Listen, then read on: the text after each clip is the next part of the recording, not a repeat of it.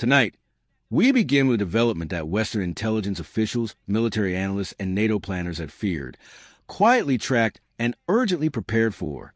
A development that unfolded not over months, not over weeks, but in a single day. A single day that collapsed Russian forward positions. A single day that exposed a weakness Moscow tried to hide. A single day that changed the cost of this war. What Russia did this week crossed a line that international observers had hoped would hold. And when that line broke, Ukraine and its partners did not hesitate. They responded with speed, precision, and a level of coordination Russia never fully accounted for. For months now, there have been signals, not official statements, not public announcements, just patterns and movements, that Russia was preparing something unusually aggressive. Russia has been persistent, yes, but they have also been predictable in that persistence. Their moves followed a certain rhythm, a cycle, almost a routine. Pressure, pause, escalation.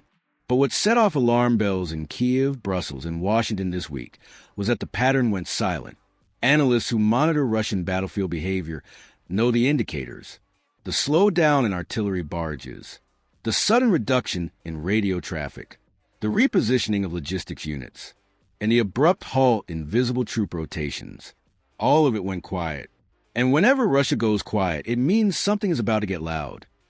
Early this week, Western surveillance assets detected what they described as unusual force alignment activity, including heavy mechanized elements shifting forward that had not been repositioned in over 6 months. These are the kinds of moves that Russia only deploys when they are signaling something very specific: intimidation, escalation, or a test of resolve. Observers didn't know which category this fell into, or whether it fell into all three at once. But what they did know was that Russia was changing its battlefield posture. And when a nuclear-armed power shifts posture without explanation, even by a small measure, every serious military authority pays attention. The warning issued by NATO intelligence channels was not normal. It was not routine. It was not symbolic. It was urgent. Officials briefed after emergency consultations described Russia's move as deliberate, calculated, and most importantly, miscalculated, because it assumed hesitation where there would be none. But strategy only works if the target hesitates. Ukraine did not.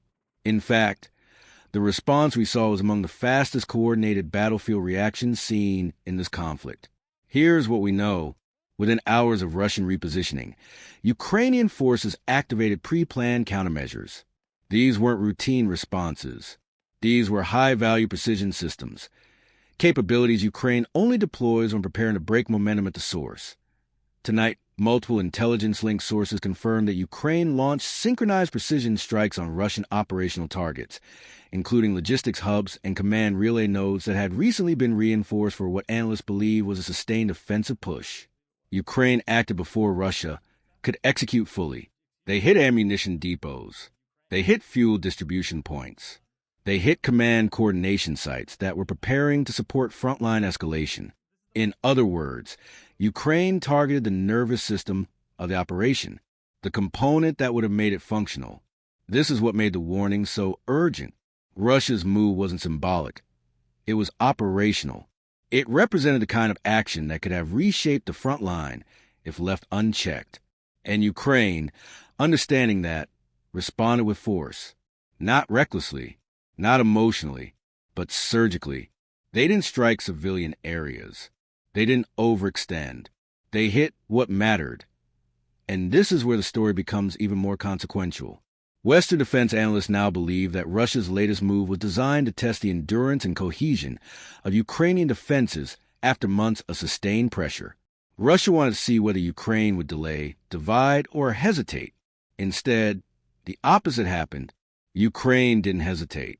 They responded with counteraction so coordinated, so precise, that even Moscow took notice.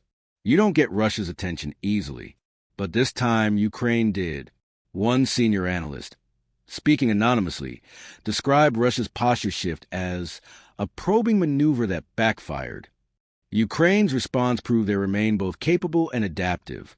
Their actions weren't just effective. They were timed so precisely that Russian units were left reacting instead of advancing. That matters. It shows Ukraine is not merely enduring. They are shaping the battlefield. AS reports continue coming in throughout the day.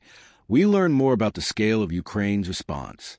Drone units disrupted rear-line logistics, forcing Russian resupply delays. Artillery brigades targeted staging zones that have been reinforced within the last 72 hours. Electronic warfare teams operating near contested areas reportedly disabled communication nodes used to coordinate assaults. This wasn't just defense. This wasn't just resistance. This was battlefield denial. This was operational disruption. And operational disruption is exactly what Russia has struggled to maintain control over since the early phases of this war. For every advance Russia attempts, Ukraine counters with something that slows, fragments, and exhausts it. Remember, Russia believed several things going into this war. They believed Ukraine would fracture. They believed Western support would fade. They believed time would be on their side. But tonight, the opposite is happening.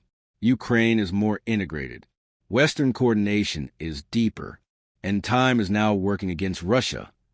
What makes this moment so dangerous and so revealing is that Russia's move came while the Kremlin faces mounting internal pressure. Hardliners want escalation. Economic technocrats want stability. Military commanders want time. Political elites want control. Russia's leadership is balancing these demands while managing battlefield losses and international isolation. And when leaders in that position make sudden moves, they're not acting from strength. They're acting from pressure, from constraint, from vulnerability. NATO's official warning, now distributed through coordinated diplomatic channels, made one thing clear. They are not willing to allow unchecked escalation.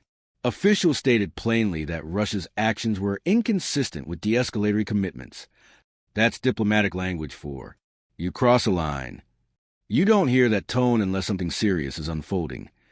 Meanwhile, Ukraine's president addressed the nation in a measured, resolute speech. He said, "We will respond to pressure with precision." He said, "We will not allow momentum to be stolen." And he said, "Every move against us carries a cost." These weren't slogans. They were signals. What makes the situation more concerning is that Russia's move wasn't isolated. Alongside frontline adjustments, allied Russian-aligned groups increased reconnaissance. Cyber activity intensified. Information operations spiked across multiple regions. All of this happened within the same time window. When Russia moves multiple pieces at once, it means something broader is underway. Analysts are now considering several possibilities. 1. Russia is preparing another pressure wave. Another, Russia is attempting to stretch Ukrainian defenses. The most concerning, Russia is seeking to force a miscalculation. But today, Ukraine took that option away. They didn't stall. They didn't retreat. They didn't wait. They acted. What we're watching now is a test of resolve. Russia wants to see how much pressure Ukraine can absorb. Ukraine wants to show they control escalation timing. NATO wants to prevent wider conflict. And global powers want to prevent instability. Sources now say monitoring has intensified. They report no immediate Russian breakthrough. They report disrupted coordination. They report mounting logistical strain.